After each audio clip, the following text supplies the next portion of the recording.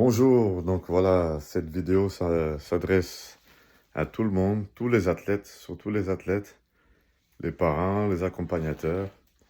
Donc voilà quoi, je dresse un petit bilan et je veux vraiment expliquer encore une fois la mission et le but de pourquoi j'ai créé Karaté Dragon Noir. Mon but, c'est d'entraîner, de développer des athlètes de haut niveau, qui soient compétitifs au niveau national et international. Voilà, donc je vous ai déjà envoyé ça. Voilà, mais je pense que ça a été oublié, quoi. Voilà. Mais pour ça, le minimum, c'est qu'il faut qu'on s'entraîne. Et de manière sérieuse et régulière. Je ne peux vous offrir que 2 séances par semaine. Et il y a l'entraînement du samedi. L'entraînement du samedi, c'est quasiment le plus important. Et même avec ça, je vois qu'il y en a qui ont de la difficulté. Moi, je ne juge personne. Vous avez vos vies. Vous avez vos priorités. 2 entraînements par semaine. Il y en a qui viennent à la moitié des entraînements ou au tiers des entraînements. On ne peut pas faire une machine de combat comme ça. Même si le minimum, là, n'est pas fait.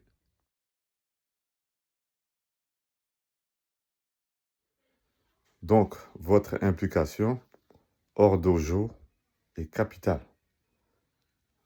Les entraînements privés, la préparation physique, les échanges sur la tactique de combat, l'analyse vidéo et tout ça, vous devez l'optimiser.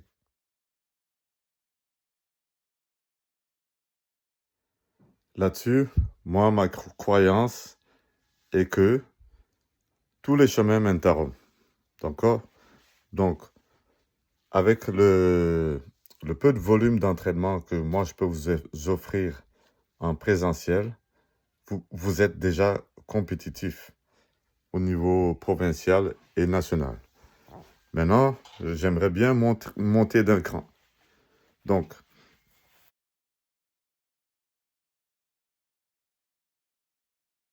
je vous donne l'exemple de Oruna. Je vais vous passer le texte qu'il a écrit là-dessus. Il s'est qualifié pour les Jeux Olympiques d'office. Il y a plusieurs stades de qualification. Et lui, il a été dans la première tranche de qualification. Alors qu'il s'entraîne 3 à 5 fois par semaine.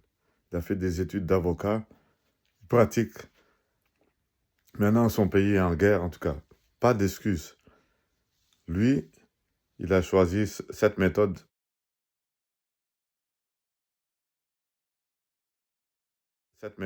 Donc il a optimisé la qualité d'entraînement, pas le volume d'entraînement. Et quand il parle dans son texte, il dit, donc les autres athlètes qui s'entraînaient 10 à 16 fois par semaine. Minimum 2 heures d'entraînement à chaque fois. Donc un plus gros volume d'entraînement avec, c'est quasiment des professionnels. Mais il s'est classé d'office. Moi, j'ai été au tournoi de qualification olympique de la dernière chance. Il y avait 18 places pour 500 athlètes. Il faut dire à quel point c'est difficile. J'ai jamais vu un tournoi aussi difficile. Et Oruna, lui, s'est qualifié d'office. Donc, et il n'est pas le seul, il y en a d'autres aussi, avec un faible volume d'entraînement qui ont optimisé la qualité de leur entraînement. Donc c'est possible, mais ça demande de la discipline.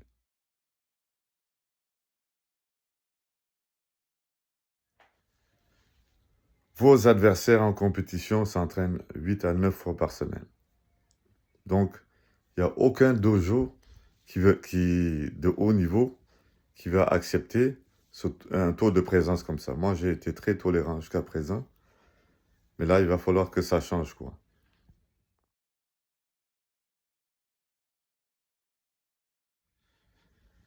Maintenant, je vais y aller selon l'athlète. Ouais. Ceux qui sont là, qui se dévouent, qui interagissent. J'ai créé des groupes de discussion, tout ça, pour compenser le manque d'entraînement que je peux vous offrir en présentiel. C'est très, très important. Voilà, je vais rester professionnel. Je vais donner la meilleure qualité d'entraînement possible à tous. Mais les choses vont changer selon l'implication de l'athlète.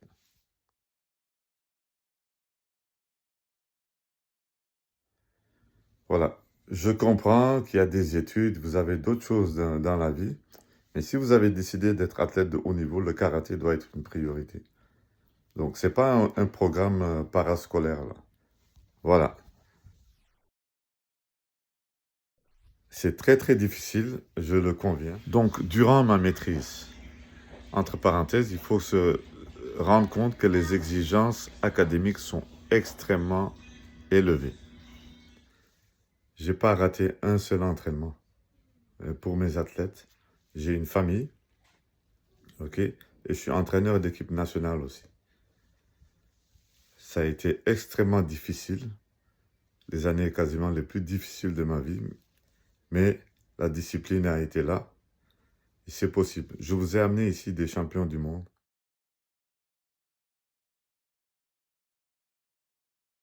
comme Alexandra Recchia, qui a passé le barreau de Paris. C'est le barreau le plus difficile au monde. C'est un concours.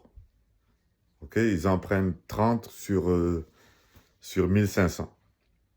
Elle a réussi son barreau de Paris. 3 semaines après, elle est allée au championnat du monde. Elle a été championne du monde, double championne du monde, en individuel, en équipe. Donc vraiment, quand vous voulez, si vous voulez vraiment, si c'est une priorité, vous pouvez et exceller dans les études et exceller dans le sport de haut niveau. Donc, je comprends que vous avez des examens et autres, mais organisez-vous pour ne pas rater vos entraînements de karaté. Organisez-vous pour éviter de faire un gros volume d'études la veille d'un examen. Ok, si vous travaillez bien toute l'année, la veille des examens, vous avez juste à réviser et aller faire vos examens correctement. Donc, ratez des entraînements parce que vous avez un examen, vous voulez passer toute la nuit, ou en tout cas, organisez-vous, ça se fait.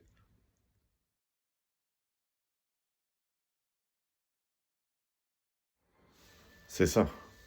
J'ai fait aussi 2 années à l'Institut national du sport avant de faire 2 années en maîtrise à l'université. Des deadlines, des examens pas possibles. Vraiment, les profs, ils font exprès pour vous donner une charge de travail, mais énorme. C'est à vous de vous débrouiller. Il y a des champions du monde. Orona, il est avocat. Il y en a qui ont fait des études de médecine et qui ont performé. Donc, c'est une question de discipline.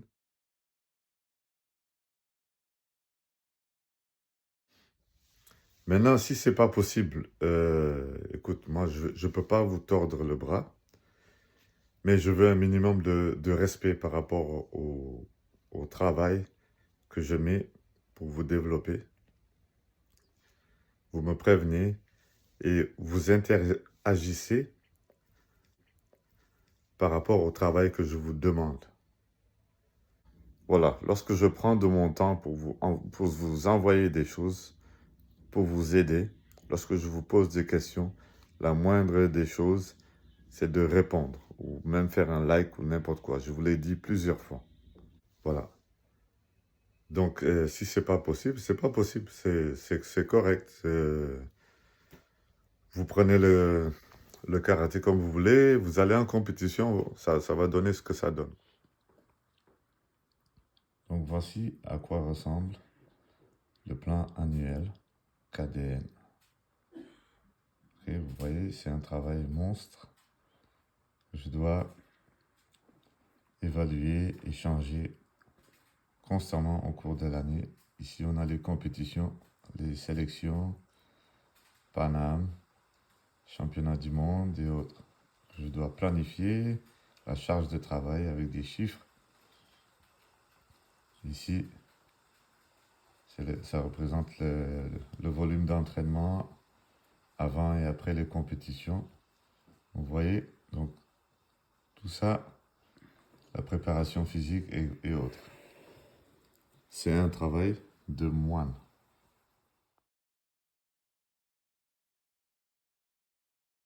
Voilà.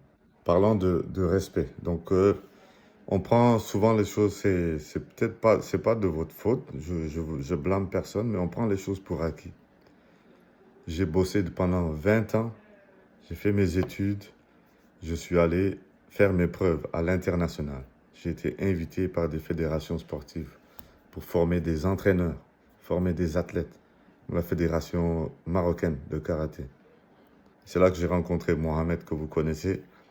La fédération sénégalaise de karaté m'a engagé. J'ai donné des stages à New York, j'ai donné des stages en France, un peu partout. Voilà, j'ai mérité leur respect. Maintenant, dans mon club, localement, souvent on prend les choses pour acquis. Vous voyez, là j'invite Wayne Otto, qui est l'un des plus grands champions de l'histoire. Pourquoi il a accepté mon invitation? Parce que j'ai mérité son respect.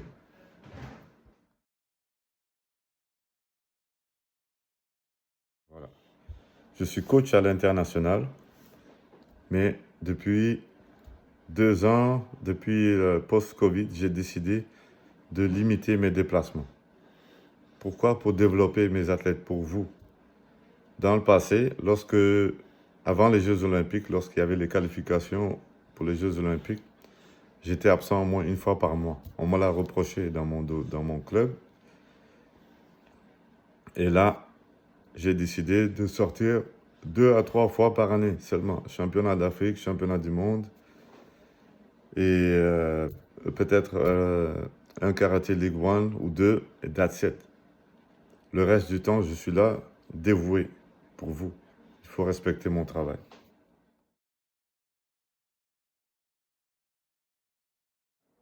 Donc voilà, vous êtes vraiment des gens que j'apprécie énormément. Vraiment, je me dévoue pour vous. Je vous apprécie, vous êtes bons. Ok, mais vous faites même pas le minimum, quoi. Pas tout le monde. Je parle pas de tout le monde. Mais en général, c'est ce que je constate. Je me suis dit donc peut-être qu'ils n'ont pas compris vraiment l'objectif du club que j'ai créé. Et voilà pourquoi j'envoie cette vidéo. Je ne veux offenser personne. Je veux que les choses soient claires. Et je veux que chacun réfléchisse sur son implication. Et je veux que mon travail aussi soit respecté. Merci pour votre compréhension. À bientôt.